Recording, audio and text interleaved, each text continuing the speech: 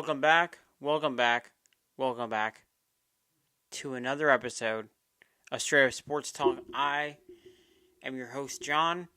It has been a while. But it's not been a while since I posted a video on the channel because, as you've seen, I started a podcast with one of my best friends, Chris, and we're doing our new podcast, Dorm Talks with Chris and John. And that has been such an amazing experience for me. I've wanted to do a show with a co-host for the longest time. And to do that with a close friend of mine has been really cool. Because it gives us an excuse to just chop it up weekly about sports, about life. And it's been really, really cool. So I've enjoyed that. But it's been a lot of work with me, like, adjusting to my, new full-time job. And then starting the podcast. So I haven't really had time to make any solo content in a very long time. But I wanted to get back into it. I've always had an intention to get back into it. To just put out as much content as I could. I think it's good for me to keep myself productive. And I enjoy talking about sports. So we're going to keep talking about sports. And, yeah. So I think what better way to come back into talking about sports on this channel for this show by talking about one of the biggest trades that we've seen in a long time in the NFL, and that's Micah Parsons going to the Green Bay Packers for 2 first-round picks and Kenny Clark. And when this trade first came out, I think the initial reaction was absolute shock. And that was my reaction. I was actually talking with my boss, and then we just finished talking, and I check on my phone, and it's just exploded with some text, with notifications. I'm like, oh my god, something happened, and something did indeed happen. Micah Parsons is a Green Bay Packer. To be honest, I wasn't sure how this saga between Micah and the Cowboys, specifically Jerry Jones, was going to end. But I didn't expect it to go that way. I don't know. We've seen time and time again Jerry Jones have these contract disputes, most recently between Dak Prescott and then CeeDee Lamb, where it's been close. It's like, oh man, are they really going to re-sign him? Knowing deep down inside they were going to re-sign them and they weren't going to go anywhere else. But it's just, it's stretched longer than it needed to be, and Jerry Jones ended up having to pay more than he originally needed to with these kinds of deals, because it allowed other players in the same position to reset the market, right? And when you keep allowing people to reset the market, the price tag goes up. As he did with the Micah Parsons contract, because you had a Myles Garrett contract in between, you had a TJ Watt contract in between, and it's like, man, the price is just going up and up and up and up. And Trey Hendrickson was waiting on his deal. He signed a 1-year deal for about $30 million, so he gets a $15 million raise. So you have all these deals coming in, and it's like, man, you're going to have to pay Micah Parsons more because he's younger, because of how much of an impact he makes on that team, because of how good of a pass rusher. We're talking potential Hall of Fame level pass rusher in Micah Parsons. And I think it's been kind of frustrating just as a football fan seeing the constant Cowboy stories, but this is who Jerry Jones is. He's a guy who's going to stretch things out longer than it needs to be, and a lot of it seems like it's for his attention's sake. He likes being in the spotlight. That's something he enjoys doing. He enjoys going on media tours, making headliners, getting onto the podium. The only time most owners get on the podium is after a big move, maybe a coaching hire, maybe after the draft, maybe after a championship for sure. So we know Jerry Jones hasn't done a championship one in a long time, but it's like you typically don't hear from the owners the way we're hearing from Jerry Jones. But he's a guy who has complete control of the Dallas Cowboys. It's his baby. It's credit to him, he's raised it from $140 million value company, that's what he bought it for, to now it's like a $7 billion organization. And it's become one of the most valuable organizations in sports. And right up there are like the Warriors and the Lakers and the Yankees. And a lot of this stemmed from his success in the 90s with Aikman, with Michael Irving, with guys like that. And he's really like milked that that success to now. And the star on his helmet has had that meaning, and it's always been like a big deal to have the star on your helmet. But I feel like it's getting less and less, especially when players playing in the organization constantly have to go through these hoops to get paid, right? And these are players that deserve to get paid. Like Dak Prescott deserved to get paid, but he waited so long, and now he's the highest paid player in the league, which I think people would agree with. He's not valued at that. He's a good quarterback, but he's not the top dollar guy in the NFL. Same thing with CeeDee Lamb. Waited a long time, had these other wide receiver contracts. Players that were drafted after him get paid first, and that increases the price tag. So, which that part's good for players, but it was not good for players in them waiting for these contracts and feeling like they're not valued. And you have these sound bites of Jerry Jones undervaluing these players. He took a knock at Dak Prescott's health, saying, well, we're paying this much money, but we're not paying for him because he hasn't played. That's crazy to say about your player to the media. And that's not even touching on what he has said about Micah Parsons. First of all, he hadn't said anything about Micah Parsons. He said a lot about Michael Parsons, and he's called him the incorrect name, which is incredibly disrespectful. And I think the image that Jerry Jones has allowed himself to be portrayed as has not been one of an owner that values the player on their team and that sees the players as a product more than players, more than people. And I don't have to go in depth to show you why that is highly problematic, as from him as a billionaire white owner, old white owner, to treat his predominantly black players like property. Like, it's more about the product on the field than taking care of them the right way. And it's not about, like, the state-of-the-art facilities. He has money to do that. He has money to attract people and to attract players to him. But when it comes to having these top players in the league and not paying them right and then saying these things about them to drag their name through the mud to almost lower value on their contract is crazy to me. It is. So, as we go into this contract, another one I wanted to mention, as we talked about Dak Prescott and CeeDee Lamb, is Tony Romo was a guy who he also wanted out because Dak Prescott had taken over the job and he wanted to get a new quarterback job. But if you remember, Jerry Jones wasn't really letting him get traded to where he wanted to or just release him. He wasn't down for that, which eventually forced Tony Romo to retire.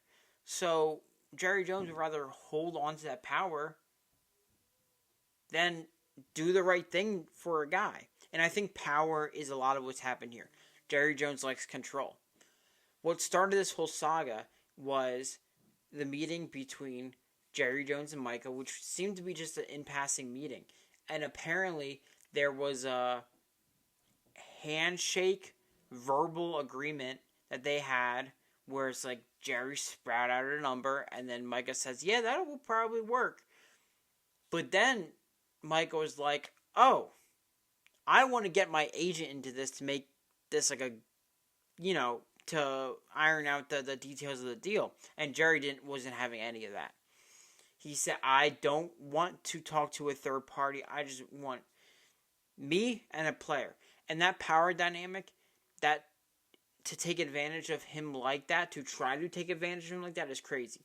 Micah Parsons is a 26-year-old young man who is not a businessman. Jerry Jones has been in business, specifically the football business, for all of his life.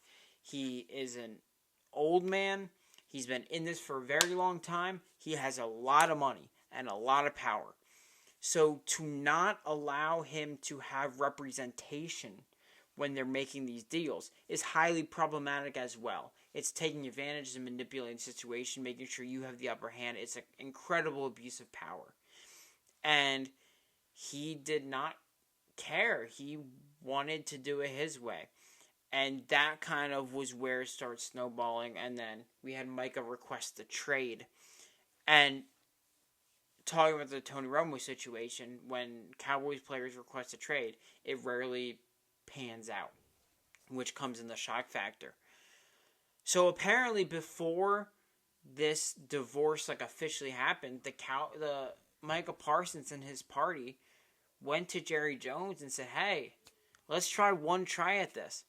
And Jerry Jones and the Cowboys said, hey, you're going to have to play out that fifth-year option, which means he'll play on a franchise tag or whatever and play out the contract, which is insane. It's insane to not extend a player that good because you want control of all of the years.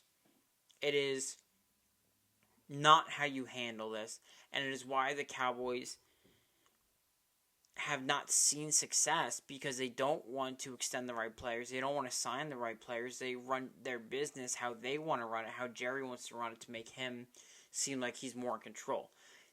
The Cowboys haven't had this level of success since Jimmy Johnson was the head coach. And Jimmy Johnson was a no-nonsense, this is my house kind of guy. And the coaches he's hired since Jimmy Johnson have not been that. They've been essentially a yes man for Jerry Jones, and it's made coaches that aren't that good or weren't doing the job well to stick around longer, because at least Jerry Jones had power, had the control there. His next hire is Brian Schottenheimer, who's come up through the organization. They could have hired a star coach from the outside. Ben Johnson was right there. Being a Cowboys head coach is always an intriguing job. Maybe not anymore, but you could have had a chance there. But you bring in Schottenheimer from the inside, and I mean, he could be good. Who knows? But it's just the optics of everything. So back to the trade. Then the trade happens, and I'm like, whoa! I was shocked. I really couldn't believe it. And the trade package, of course, Kenny Clark and 2 firsts. Kenny Clark is a fine player. He's a really good defensive tackle. He has been for a while. He's 30 years old, and his last season wasn't his best. So you're trading a 26-year-old pass rusher, edge rusher. An edge rusher, when we're talking about how valuable position value is, edge rusher is right up there. It's quarterback and who can get to the quarterback. So edge rusher is all the way up there. So they traded a 26-year-old star pass rusher who's a top 10 player in the league for a good defensive tackle, but an aging defensive tackle, which position value you lose, the age you lose. It's just not great from a player for player. Then you have the 2 firsts. Green Bay probably isn't going to be sniffing any top 10, top 15 picks. It's going to be in the 20s and maybe even in the 30s after this trade. And it's for the next 2 years, so I believe. So it's not looking like those picks will be valuable, even if you package them with the current picks you have. I don't know if you're going to be able to get an Arch Manning or whoever. I just watched Arch Manning play today. He wasn't great, but he had his moments. So who knows? I'm not going to judge him after one game this season. But you're not going to get a franchise quarterback or a franchise, real franchise maker in pick 30 or 20. I mean, you can. It's just not as likely, right? It's not as likely to do so. The top players usually get off the board pretty early. There are a lot of top players in the draft, but, top of the top. You know what I'm saying. This is John coming in from a few minutes from the future. And I wanted to correct myself a little bit. I don't think they're necessarily going for a quarterback. I'm just saying how the draft usually goes.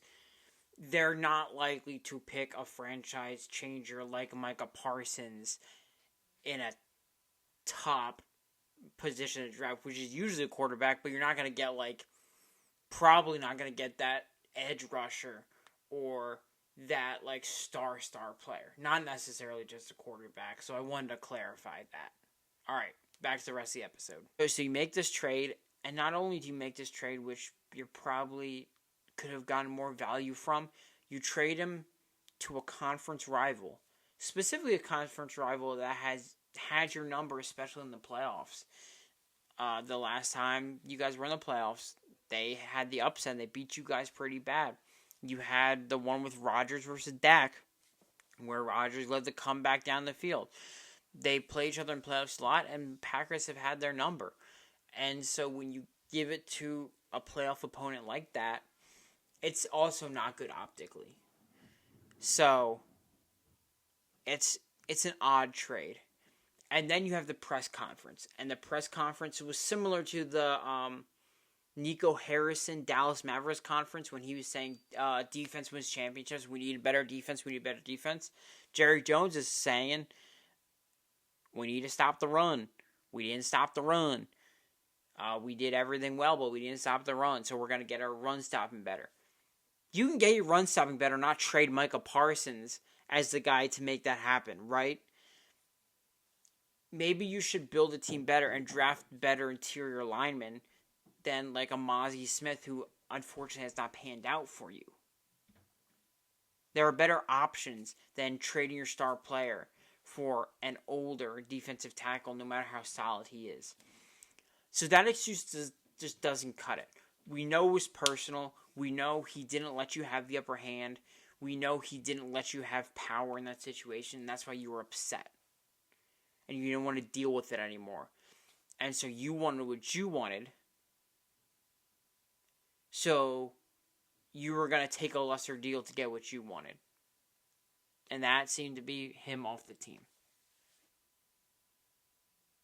So my opinion in all this, I think this hurts Dallas in the short term and the long term. Why? Short term, of course, they're going to be much worse. Their defense was like an okay defense when Micah Parsons played. When he didn't play, it was terrible. Trayvon Diggs is hurt. He's not going to play the start of the season. Deron Bland has had a down year, so maybe he bounces back, maybe not. The run defense still probably is going to be great, and now your pass rush is a whole lot worse. The defense is going to be really bad. Offense might be pretty good. You have CeeDee Lamb, who's a star wide receiver, a top 5 wide receiver, and then you have George Pickens, who has incredible hands, is incredible on go balls down the field, is going to help stretch the field. Your running back situation, not so great. Offensive line, little questionable with the departures and the retirements. But the run game isn't great. It wasn't great last year. It's not going to be great this year. So all that to say, they're going to be worse this year. And then in the future, why would a star player want to come to Dallas if this is how you're going to treat them for the second contract? If I'm an agent and my rookie is getting drafted, I'm probably saying, hey, I don't want to go to Dallas. Probably advising teams to draft them, or saying, hey, Dallas, just don't pick us. Right? Just don't pick us. They're going to avoid these situations. They've been avoided before. So it's a bad look for the organization. It's bad for the long run.